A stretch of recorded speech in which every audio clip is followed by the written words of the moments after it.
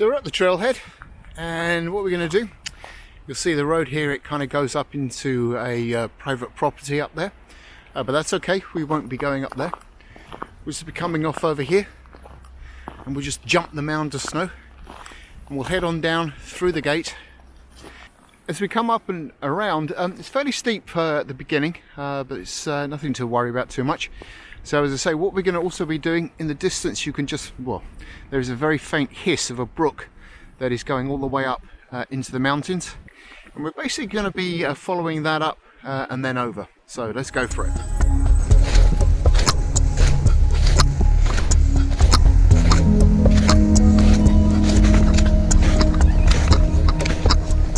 So we're making our way up the trail. Long ways to go. But as I mentioned earlier, there's this brook down in the gully there that's going to be following us all the way up.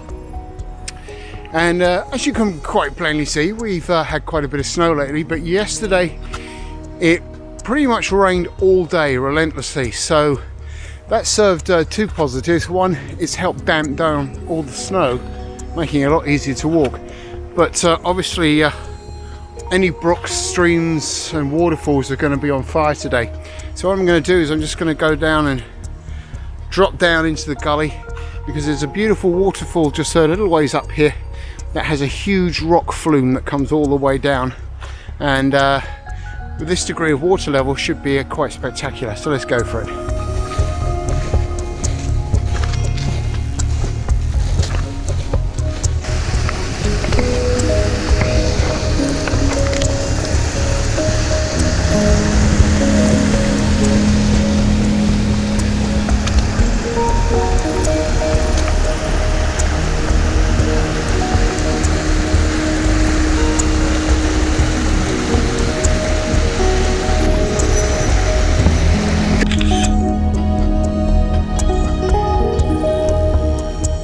So a little ways up this trail, and there with the brook, I come to this little small flat wood footbridge.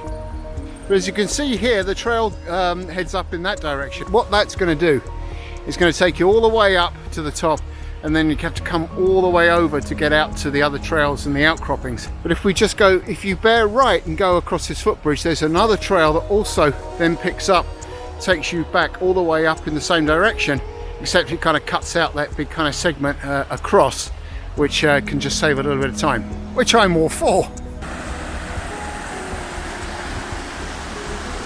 Right, you keep on having to follow this trail up around to the right, because it kind of looks like it goes that way, but it doesn't go anywhere. And a marker you've got to look out for is this frozen pond over there in the distance. So just come up and around and just keep on this trail, and our trail is dead ahead right there. Hello, this is new. The down tree across our trail, so we're just gonna have to go around it.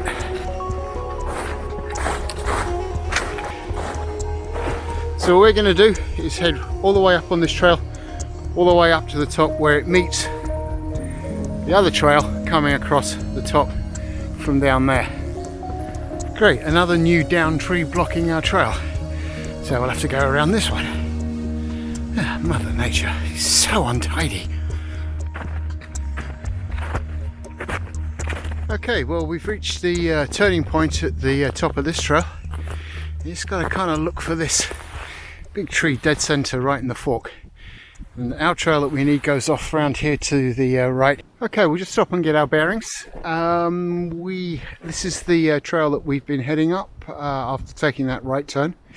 And what's happening is we have arrived at the junction with the Witch's Hole Falls Trail.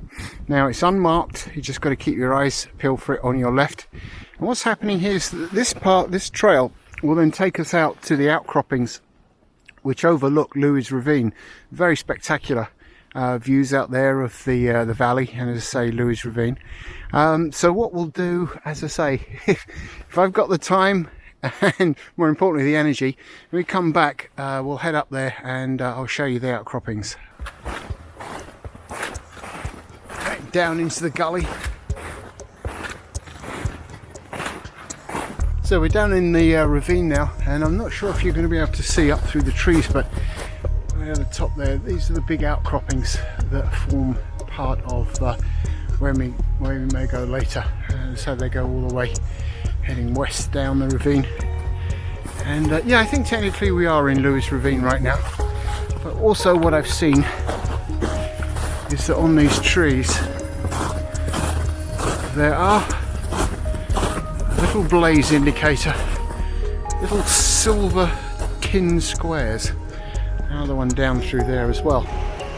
Okay, so we come to this tree with the 3 blazes on it, kind of 2 squares and a diamond, and that's indicating this is where we have to kind of take a left, and through the trees there are more blazes on it. But what it means is we do have to ford this brook, and it's kind of running quite strong at the moment, so I have to take a little bit of care with that one.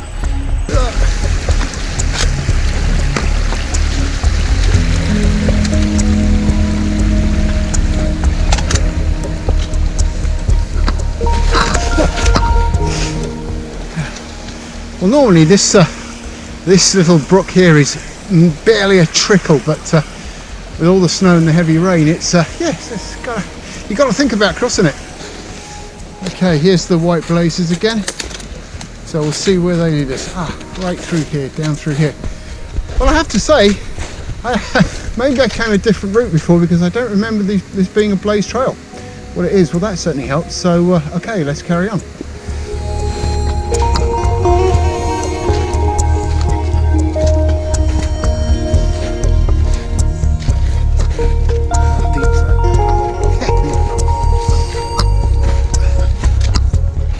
Okay, so still on this silver blaze trail, and starting to hear some roaring in the distance. So I think we might be getting close to the falls. I certainly hope it's the falls and not a bear, that's for sure. Okay, starting to climb now. Still following this silver blaze trail. I got to think that these are new because I certainly don't remember these from last time. But it is me after all, and anything's possible. But down over there, which is the creek that the falls are in, that's Beaver Creek. So it's actually flowing down, and we'll go down through Louis Ravine at some point, meeting up with the other little tributary brooks. So let's keep on heading up.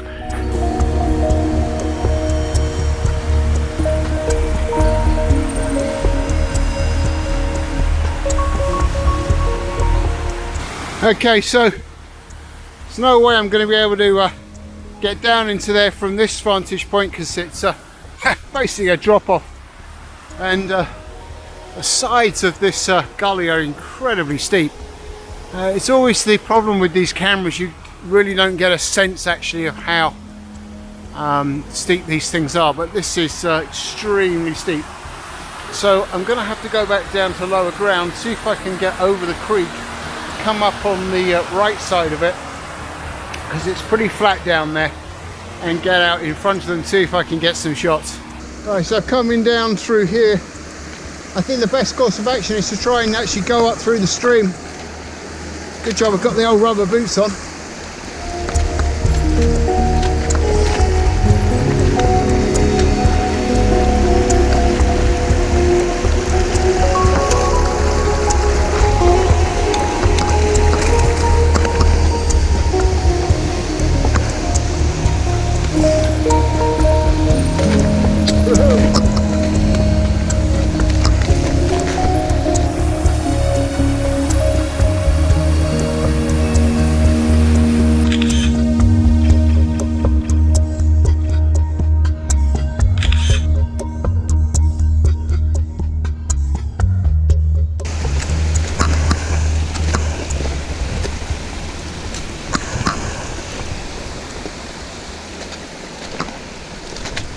So judging from what I'm seeing up ahead up to the falls, and they're literally right over there, so close yet so far, I think it's a prudent decision to get into the older crampons and deal with the ice that way, because it's yeah, it looks a little tricky, but should be okay.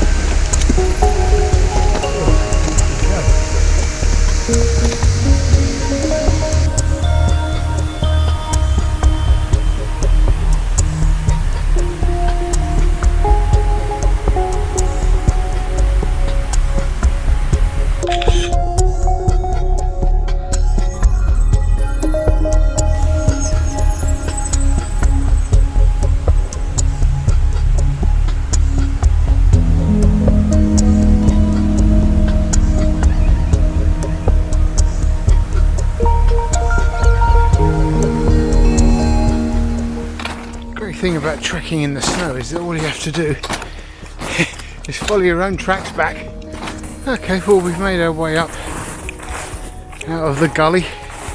We're about to rejoin our original trail, and looking that way, that'll take us back down to the trailhead.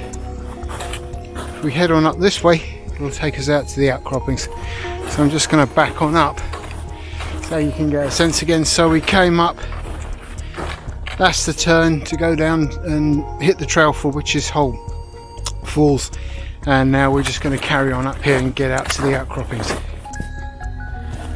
Well, as we come up to the ridge here, you'll start to see the tops of the little pitch pines, which are indicative of this area.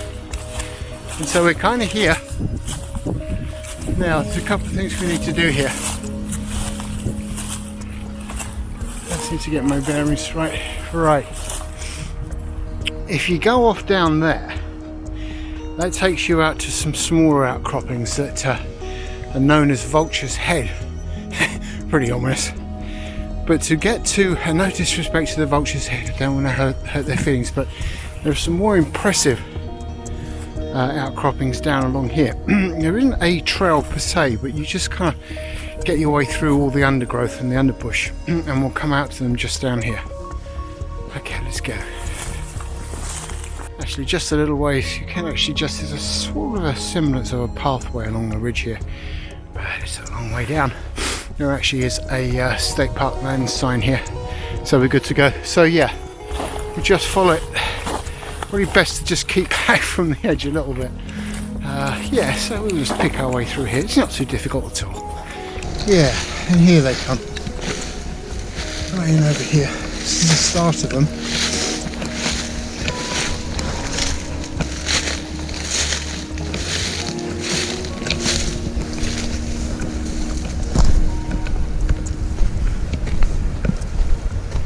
The main body is still down through there, so let's go for it.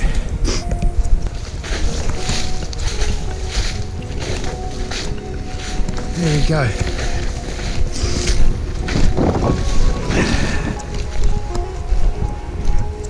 Oh, they're not covered in ice or snow either. Alright, here's the main body. Just gonna hop down over and out onto this one here, this huge totem-esque outcroppings. Looking down into the Rondout Valley, down over yonder. Absolutely awesome. And all down below us, this is all Louis Ravine, and the beaver kill is down in there that that was part of the falls. And you've got tons more outcroppings right up there in the distance. I think one of those up there is Napanock Point, but I could be wrong, so don't quote me. But that's also another adventure to get out there. Right, let's gingerly just walk over here. You can see where we're going. Whoa.